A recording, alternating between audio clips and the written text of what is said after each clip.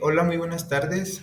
El día de hoy vamos a hablar en esta exposición sobre las violaciones a los derechos humanos y a la protección de la salud, el cual es un derecho muy importante establecido tanto en la Constitución como en los tratados de derechos humanos. Y vamos a ver su importancia y su relación con la cultura de la legalidad, ya que en la cultura de la legalidad, como hemos estado viendo en diferentes actividades de la materia, tiene estrecha relación con lo que son las leyes y las normas establecidas en la Constitución de nuestro país. Entonces, vamos a estar hablando sobre un caso en específico de violación a estos derechos humanos y cómo fueron solucionados y cómo fue la cultura de la legalidad en estos casos aplicada. Y bueno, pues el equipo está conformado por mi compañera Karen Vaca, por mi compañero César Gamboa y por su servidor Pedro José Chávez García. Entonces vamos a empezar primeramente con una introducción. Bueno, y como primera parte de esta presentación, pues vamos a ver la definición de los derechos humanos. Los derechos humanos están definidos como el conjunto de prerrogativas sustentadas en la dignidad humana, cuya realización efectiva resulta indispensable para el desarrollo integral de la persona. Este conjunto de prerrogativas se encuentra establecido dentro del orden jurídico nacional, en nuestra constitución política, también en tratados internacionales y las leyes. Entonces, los derechos humanos, como estamos viendo aquí en esta diapositiva, no solamente son aplicados a nuestra sociedad mexicana, sino que son prerrogativas que también se encuentran establecidas en tratados internacionales y también en las leyes. Entonces, lo más importante es que no solamente son parte de un documento como por ejemplo la Constitución, la cual nos rige y es nuestro documento más importante aquí en la República Mexicana en cuanto a la ley, sino que también va a ser parte de tratados internacionales, por ejemplo, como la Declaración Universal de los Derechos Humanos, la cual vamos a ver a continuación, la cual contiene los derechos y las garantías humanas más importantes para la vida de una persona. Entonces vamos a ver a continuación qué son los documentos que encontramos con más detalle. Y así vamos a tener leyes y normas en materia de salud. Como primera parte tenemos a la Constitución Política de los Estados Unidos Mexicanos, de la cual emanan todas las demás leyes de acuerdo pues a la jerarquía de normas que existe, la jerarquía de la ley. Eh, y esto pues basado en la pirámide de Kelsen, la cual nos establece la jerarquía en la cual vamos a encontrar en la posición más alta pues a la Constitución Política de los Estados Unidos Mexicanos, y de ahí se van a derivar algunas otras leyes. Entonces vamos a tener nosotros aquí eh, del artículo cuarto de la Constitución Política Mexicana, párrafo número 4, y voy a leer. Toda persona tiene derecho a la protección de la salud. La ley definirá las bases y modalidades para el acceso a los servicios de salud y establecerá la concurrencia de la Federación y las entidades federativas en materia de salubridad general, conforme a lo que dispone la fracción 16 del artículo 73 de esta Constitución. La ley definirá un sistema de salud para el bienestar con el fin de garantizar la extensión progresiva, cuantitativa y cualitativa de los servicios de salud para la atención integral y gratuita de las personas que no cuenten con seguridad social. Entonces, de este artículo número 4 de la Constitución, nosotros vamos a obtener toda una ley y toda una serie de lineamientos, los cuales se van a ver resumidos y plasmados en la Ley General de Salud, en la cual pues va a ser el documento que rige a todo el sistema de salud de nuestro país. Y de aquí vamos a nosotros a obtener todos los detalles y consideraciones específicas que hay que tener para la prestación de estos servicios de salud. Entonces es lo que vamos a ver y analizar en el caso del día de hoy. Entonces vamos a ver cómo los derechos humanos han sido parte de diferentes tratados, no solamente de la Constitución Política, sino que también van a formar parte de otros documentos importantes que ya no solo involucran a México, sino que ya involucran a otros países. Generalmente la mayoría de los países están involucrados en estas decisiones y estos tratados. Y, por ejemplo, pues tenemos aquí al tratado, a la Declaración Universal de los Derechos Humanos, la cual fue proclamada el 10 de diciembre de 1948 y en la cual vamos a encontrar pues muchos derechos humanos fundamentales, por ejemplo, el derecho a la vida, vamos a tener el derecho a la vivienda, el derecho a pues a la protección de la salud también, y pues entre algunos otros derechos muy importantes, los cuales vamos a analizar. Aquí también como parte de estas declaraciones y de estos movimientos por los derechos a nivel internacional se encuentra el Día Mundial de los Derechos del Niño y de la Niña. Y estos son los derechos de todos los niños y pues aquí, como dice, es nuestro deber vigilar o velar para que se cumplan. Y esto forma parte del deber que tenemos como ciudadanos y como estudiantes, pues de formar una cultura de la legalidad, es decir, de estar apegados lo más posible a la ley y a los reglamentos y pues a respetar cada uno de los derechos que tenemos y cumplir con las obligaciones. Entonces aquí tenemos diferentes derechos también de los niños, por ejemplo, el derecho a propiamente ser un niño y gozar pues de las cualidades y de las ventajas que tiene ser un niño, también crecer en libertad, a tener una identidad, a la salud, a una familia, a no ser discriminado, no ser abandonado o maltratado, protección y el socorro, a una buena educación, muy importante para el desarrollo de la persona y de la sociedad, y a cuidados especiales en caso de que el niño lo requiera.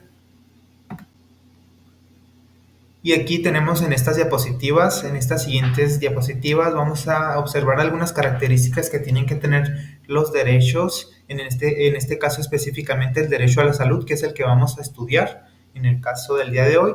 Entonces, pues vamos a tener a la accesibilidad, la cual se refiere pues a que los establecimientos, bienes y servicios sanitarios sean asequibles y físicamente accesibles para todos, es decir, que tengan las características, por ejemplo, para el acceso a personas con discapacidades o capacidades diferentes, que es el nombre que recibe actualmente. Entonces, que para que estos pacientes, todo tipo de pacientes, puedan acceder a ellos, es una característica. Otra característica es la disponibilidad, y esta requiere que haya un número suficiente de establecimientos, en este caso también bienes y servicios públicos, sanitarios y centros de atención de salud en funcionamiento, ya sea ya sea las clínicas, hospitales, diferentes tipos de hospitales, los hospitales generales, los hospitales de especialidad o segundo nivel de atención. Entonces, también se requiere que existan este tipo de unidades de prestación de los servicios de salud para que se pueda cumplir este derecho a la salud. La siguiente característica que vamos a tener que evaluar pues es la aceptabilidad, y esta requiere que los establecimientos, bienes o servicios sanitarios sean respetuosos de la ética médica, sensibles a las cuestiones de género y apropiados desde el punto de vista cultural, es decir, que existan clínicas que conozcan los derechos y que conozcan las costumbres y las tradiciones de los diferentes grupos sociales y grupos étnicos, y que pues que sean respetuosos sobre todo con ellos para poder llevar y establecer una buena relación médico-paciente y que se logre una buena atención médica. También tienen que serlos de buena calidad, como lo menciona la siguiente característica, y esta pues requiere que estos establecimientos, bienes o servicios sanitarios sean apropiados desde el punto de vista científico-médico y estén en buenas condiciones, y en este caso pues que sean aprobados y que sean certificados constantemente para, para ofrecer lo mejor de la atención en la salud que exista hasta la actualidad. Otra característica es la participación, y la participación requiere que todos los beneficiarios del sistema de salud tengan voz respecto del diseño y la aplicación de salud que les afectan. Y esto pues por medio de la retroalimentación que se pueda proporcionar por medio de las quejas o sugerencias, y de la constante actualización también de los servicios de salud. Está aunado a las otras características que les comenté anteriormente, pues de las certificaciones, por ejemplo. Entonces, esto también involucra la rendición de cuentas y que requiere que las autoridades sanitarias y los estados rindan cuentas de sus cumplimientos de las obligaciones de derechos humanos en la esfera de la salud pública. Y también las personas deben solicitar y pueden solicitar una reparación efectiva cuando se vulnere su derecho a la salud para casos de la denegación de los servicios sanitarios. Y como lo es el caso que vamos a ver a continuación, muy interesante, en la cual se ve pues un compromiso de algunos de estos elementos del derecho a la salud. Bueno, y ahora sí, les vamos a presentar a continuación, con la ayuda de mis compañeros, les vamos a presentar el caso, que es la recomendación número 244. Esto fue del año pasado, del año 2023, y lo sacamos de la Comisión Nacional de los Derechos Humanos sobre el caso de, pues, de las violaciones a la protección de la salud. Y aquí se vio el agravio de una persona, de la persona V, así como a terceras personas en el hospital de zona número 6 del IMSS en la ciudad Juárez, en Chihuahua. Entonces los dejo con mis compañeros para que les expliquen un poquito más del caso planteado. Bien, continuando con la exposición, vamos a ver unos casos de violación a los derechos humanos, especialmente en el Hospital General, en la sexta zona, hablando pues en este caso del IMSS, que tenemos un antecedente del caso. Aquí, ¿qué se nos dice? Bueno, pues aquí el caso sobre la falta de atención médica. Es oportuno la prevención V en el Hospital General de la sexta zona IMSS. Y los resultados son ciertos fallos. ¿Cuáles fallos? Pues fallos graves en la atención y afección en su salud y eventualmente pues el fallecimiento. Vamos a ver lo que es la falta de atención médica oportuna. Aquí tenemos los retrasos en la realización de procedimientos críticos. Sabemos de que muchas veces este personal médico no toma la suficiente importancia para realizar estos tipos de actos quirúrgicos o procedimientos. Por ejemplo, se tomó el artículo que hicieron pues estas faltas en una nefrostomía para tratar la hidronefrosis. También no se realizó la colostomía ni la colocación, perdón, de un catéter doble en J, y esas omisiones pues resultaron en complicaciones graves en la función renal y neurológica del paciente. ¿Por qué? Pues por obviedad, ¿no? Porque son casos críticos que se tienen que atender inmediatamente y pues muchas veces se da caso omiso o no se le toma la importancia adecuada a estas características, ¿verdad? Bueno, aquí también vamos a ver una descoordinación interdisciplinaria. ¿Qué quiere decir esto? Que entre las diferentes áreas o especialidades médicas o esas áreas en el hospital no va a haber una buena comunicación como suele pasar muy a menudo, ¿no? Y aquí en el artículo nos da que la falta de integración entre los servicios de oncología, urología y medicina interna pues no se organizaron como debería de ser, ¿no? No trabajaron en conjunto como dice la norma y en consecuencia, pues ¿qué pasó? Obviamente va a haber un empeoramiento progresivo de las condiciones del paciente y el manejo no fue adecuado ni tampoco fue oportuno.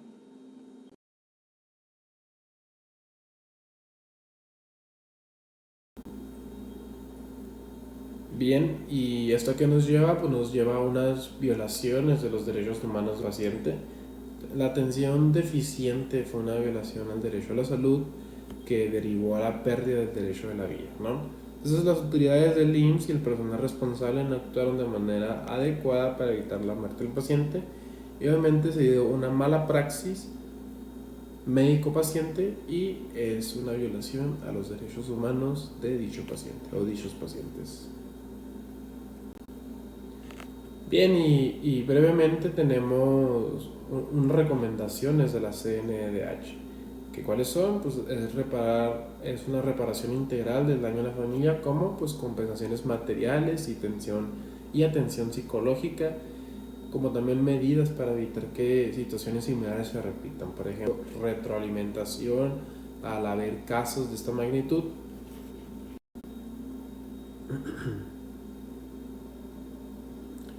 Bien, tenemos ya por último una conclusión breve sobre los diferentes puntos que les mencioné anteriormente. que vemos que el caso destaca la importancia de una atención médica adecuada, coordinada y oportuna. ¿En qué? En las diferentes partes o áreas del hospital, junto con especialidades y auxiliares diagnósticos. ¿Para qué? Para dar un buen pronóstico y un buen seguimiento y tratamiento al paciente para que se eviten esas faltas y omisiones. También tenemos que las omisiones en el servicio de salud público pueden tener consecuencias fatales y afectar profundamente a las familias de los pacientes. Continuando con la responsabilidad de los servidores públicos, en este caso tenemos las omisiones de los médicos involucrados, en las cuales se identificaron omisiones graves por parte de AR1, AR2, AR3, AR4, AR5 y AR6, los cuales fueron durante la atención médica, en este caso nuestra víctima. Estas omisiones, lo que sucedió con ellas fue que retrasaron el tratamiento y empeoraron la condición de nuestro paciente, lo cual nos resultó lamentablemente en su fallecimiento. Para llegar a este lamentable final, lo que sucedió aquí fue que se violaron normativas claves por parte del personal de NIMS, como sería la Ley General de la Salud y el Reglamento de Prestación de Servicios Médicos del IMSS. Como consecuencia de esta omisión a las normativas, tenemos la vulneración del derecho a la salud y a la vida. Esto debido a que el retraso del tratamiento de nuestra víctima, especialmente en procedimientos como sería una nefrostomía, que era la que este paciente necesitaba para tener una mejor calidad de vida, al no realizarse provocó un deterioro progresivo de su salud, llevando así a que el personal médico no cumplió con su deber de brindar lo que es la atención adecuada y oportuna, y pues lamentablemente nos resultó la pérdida de la vida de nuestra víctima. Hablando sobre la responsabilidad institucional, tenemos que el IMSS tuvo fallas en la supervisión de lo que sería su personal, en este caso ya que es el responsable de asegurar que su personal cumpla con todas sus funciones, las cuales deberían de estar cumpliéndose de manera adecuada para evitar que ocurran negligencias y pues que ocurran violaciones de los derechos de las personas. Esto pues debido a una falta de supervisión y a una gestión adecuada, que en este caso que les estuvimos comentando sucedió una violación de los derechos humanos de nuestra víctima. Como una recomendación aquí tenemos que el IMSS debería de mejorar sus controles internos y sus procedimientos para que se eviten estos lamentables casos. Bueno, y debido a que aquí hubo una violación de los derechos humanos de nuestra víctima, va a jugar un papel importante la Comisión Nacional de los Derechos Humanos en este caso, debido a que esta va a dar unas recomendaciones hacia el IMSS, las cuales serían medidas correctivas y sanciones para las personas implicadas por parte del personal de esta institución. La CNDH va a recomendar al IMSS que sancione a todos los responsables mediante procedimientos administrativos, en los cuales debe implementarse un seguimiento estricto de las acciones correctivas para así evitar que estas acciones se repitan. Esta institución médica debe reportar el cumplimiento de estas recomendaciones en un plazo de 15 días para asegurarnos de que esta institución esté cumpliendo con todo lo que serían las recomendaciones otorgadas por la Comisión Nacional de los Derechos Humanos y así se esté realizando un buen trabajo y respetándose los derechos de todos los pacientes. Y por último, estas serían las referencias bibliográficas consultadas por nuestro equipo. Esperamos que esta exposición haya sido de su agrado y que haya quedado el tema completamente entendido.